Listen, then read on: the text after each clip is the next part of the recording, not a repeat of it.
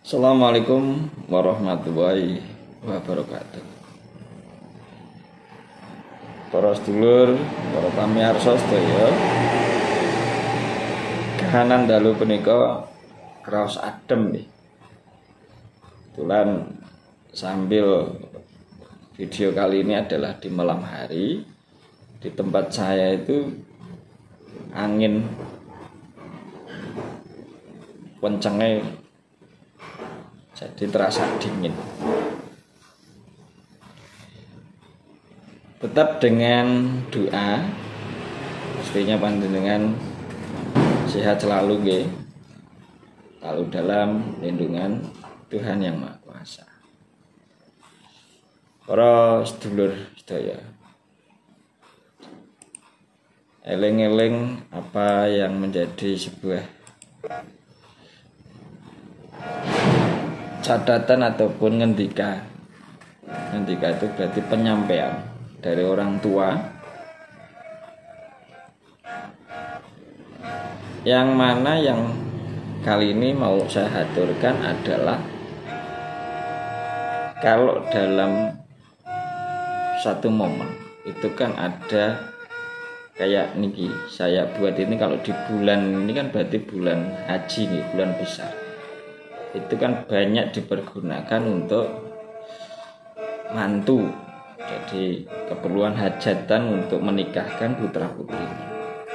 Nah, singgung punya singgung, artinya sebelum saya sampaikan sebuah materi ini runtutannya nggak ada. Jadi bulan haji atau bulan besar itu banyak dipergunakan masyarakat lingkungan sekitar kita untuk hajatan. Nah, sebelum hajatan itu kadang kalanya kita menemukan sebuah hitung-hitung dari orang tua, orang sepuh untuk menentukan hari hajatannya atau menghitung dari weton lahir si pengantin, calon pengantin pria dan calon pengantin wanita. Jadi si dua calon ini dihitung wetonnya. Nah, ada juga untuk menemukan hasil ya, hasil dari perhitungan weton itu sendiri. Ada juga untuk menghitung hasil daripada hajatannya, hari hajatan itu apa, harinya apa, terus kemudian sukses atau tidaknya. Jadi hitung-hitungnya orang tua itu adalah sebuah ikhtiar, upaya untuk setidaknya kalau ada sesuatu yang baik maka dilakukan dengan kebaikan. Karena pada konsepnya memang Tuhan memberikan 7 hari itu adalah semua hari baik. Namun ada kalanya apa yang disampaikan orang tua itu seringkali terjadinya misal setelah dihitung kesuksesan dalam hajatan, kesuksesan dalam mantu itu terwujud. Nah, ini kan hitung-hitung ini sebagai sebuah usaha atau ikhtiar untuk bisa mencapai ataupun apa yang dipun pengen ini ku saged kelakon. Nah, untuk video kali ini saya lebih untuk membahasnya itu kaitan dengan pemahaman adanya hitungan jumlah dari weton dua calon pengantin ini, yang orang sepuh dulu itu mengkategorikan ada 9. Jadi kita pemahaman aja dulu. Jadi nanti kalau jenengan mau menggunakan ilmu ini ataupun hitung-hitungan ini, yang jenengan harus sowan pada orang tua yang sudah memahami hitungan ini. Ini di sini saya untuk bisa mengutarakan dari hasilnya, terus kategorinya apa. Jadi ada 9 hasil hitungan weton dari calon pengantin putri dan calon pengantin pria. 9 ini yang saya mengaturkan. Yang pertama, jadi weton pria dan weton wanita calon pengantin ini dulu itu diawali dengan sebuah perhitungan yang kategorinya pegat atau pisah katanya. Nah, masalah nanti terwujud ataupun adanya solusi itu bisa diupayakan, karena semua upaya adalah mencari jalan keluar untuk sesuatu yang baik, bukan untuk menjerumuskan. Tapi saya ungkap ini tadi, 9 hasil diawali dari pegat atau pisah. Pemahamannya gini, jadi si weton perempuan dan weton laki-laki calon pengantin itu manakala dijumlahkan itu menemukan hasil 9, 10, 18, 19, 27, 28 dan 36. Ini yang apa? Setelah dihitung-hitung, cara menghitungnya tidak saya sampaikan di sini karena kalau sampaikan terlalu panjang katanya. Saya singkat aja untuk 9 hasilnya aja. Lah pegat ini atau pisah, nemu penjabaran katanya. Masalah yang sering ditemui oleh pasangan yang pisah, hasil keputusannya harus pisah. Itu biasanya masalah ekonomi, kebutuhan, terus juga ketidakpercayaan, mungkin satu selingkuh. Nah, upaya ini bisa disolusikan jalan keluarnya untuk biar tidak terjadi. Kalau masalah ekonomi, adanya ibaratnya saling gotong royong. Tadinya suami tok yang bekerja, mungkin istrinya dengan berupaya dagang ataupun ikut orang yang nanti dapat rezeki. Terus kalau misal kategori permasalahannya di perselingkuhan, ya diupayakan dua-duanya nanti tergiur, yang namanya keliru kok terus akhirnya kepincut itu tergiur sampai dengan akhirnya selingkuh. Itu dicobakan satu untuk memaafkan dulu, dan yang keduanya yang melakukan ya sudah berhenti dulu, berhenti dan memohon maaf untuk tidak mengulangi kembali. Ini solusi yang supaya tidak berujung kepada pisah itu tadi. Terus kemudian yang kedua, hitungan Tiboratu, yaitu jumlah 11, 20 kali 2, 9. Kagem pasangan yang Tiboratu dalam kehidupan di masa akan datang selalu dipun sanjung, dipun segani, dipun istilah dikagumi oleh lingkungan sekitar, tangga teparo. Karena ketika dia berumah tangga, ini langsung satu rasa yang harmonis, yang kecocokan, saling mengisi dan bahkan menumbuhkan rasa bahagia, sehingga adanya rasa apa ya, dari orang yang melihat itu rasa seneng dari awal sampai dengan usia tua, sampai dengan ibaratnya punya anak cucu gitu. Ini disawang orang lain itu nyenengke gitu keluarga. Itu Tiboratu. Kemudian yang ketiganya tiba jodoh. Tiba jodoh itu angkanya jumlah dari 12, 21 dan 30. Ada 3 jumlah ini ketemu jodoh. Nah, yang namanya jodoh sudah tidak bisa diomong lagi, itu sudah merupakan gaduan atau pasangan.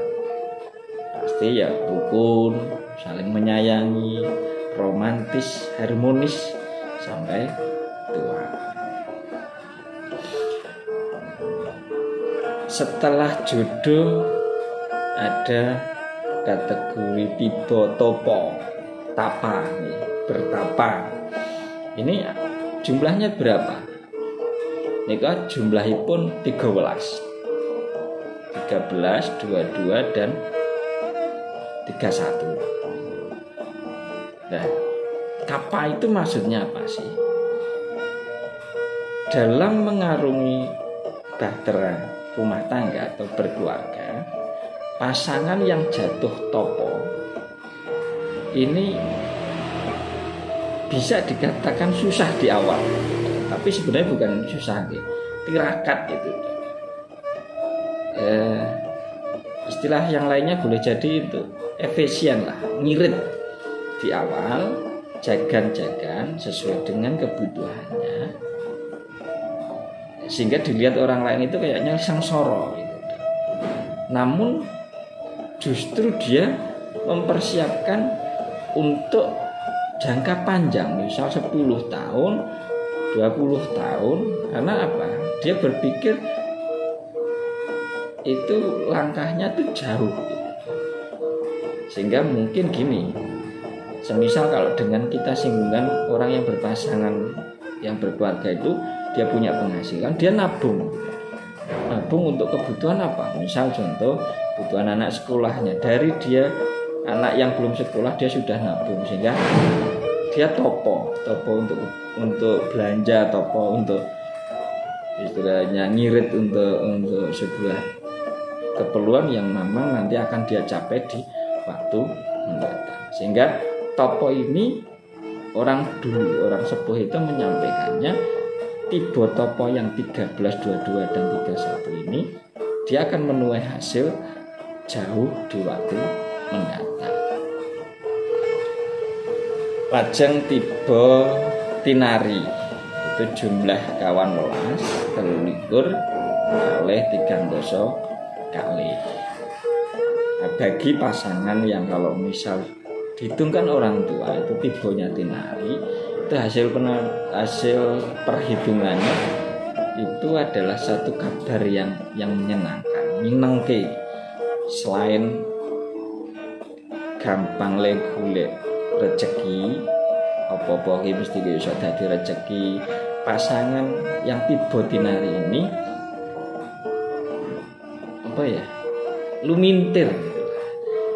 Sedikit namun terus, dia butuh datang, dia perlu ada. Ini yang tipe tinari. Itu jumlahnya tadi 14, 23 dan 32. Nah, tipe yang selanjutnya yaitu tipe padu. Padu itu berarti boleh dikategorikan padu ini atau kata lainnya adalah tukaran, ribut. Pasangan padu sendiri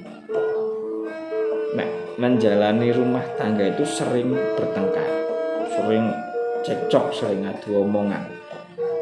Neng orang tua itu pesannya gini, meskipun tipe padu dengan angka 15, 24 dan 33, itu pasangan yang tipe padu ini nggak perlu khawatir. Karena apa? Tidak berujung sebuah perpisahan, boten pegat gitu.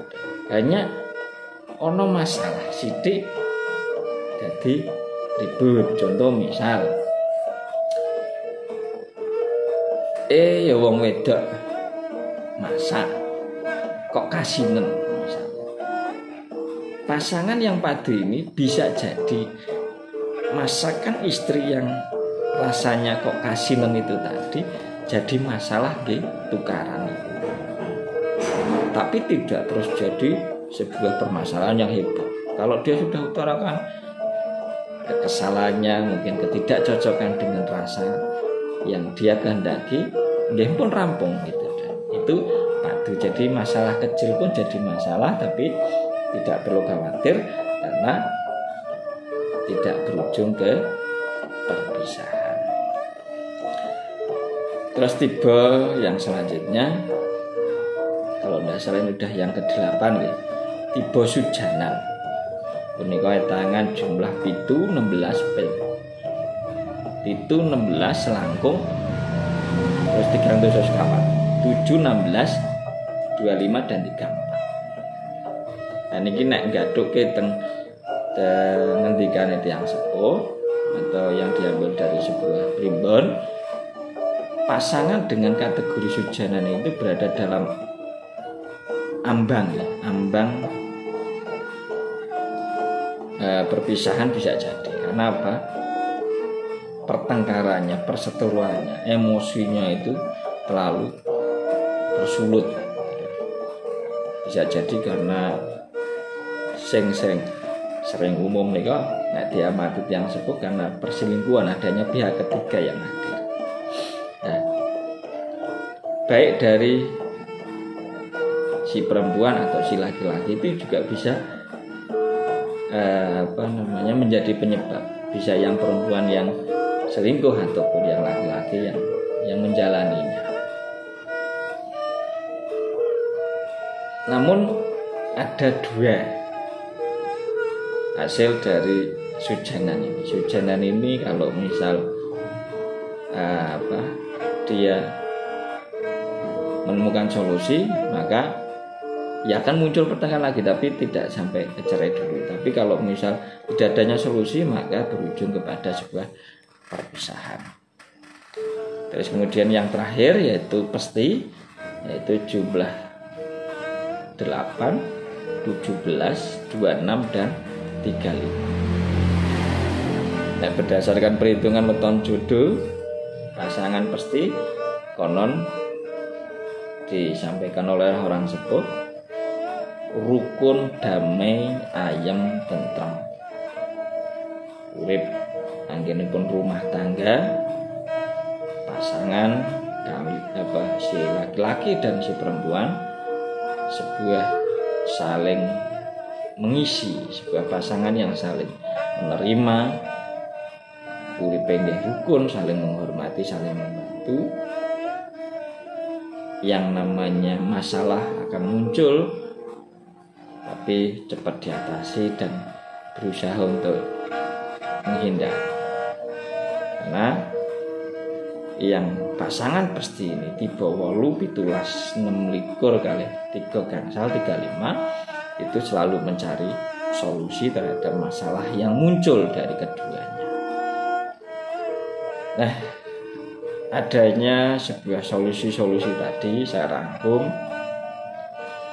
menjadi solusi di setiap tipe itu tadi. Tipe pasti, tipe jodoh, tipe pegat, tipe dan lain sebagainya. Awali dengan solusi bangun kepercayaan, jaga sebuah sikap toleransi antara dua pihak, laki-laki dan perempuan, jaga juga kebersamaan dan solusinya juga untuk saling terbuka, untuk komunikasi.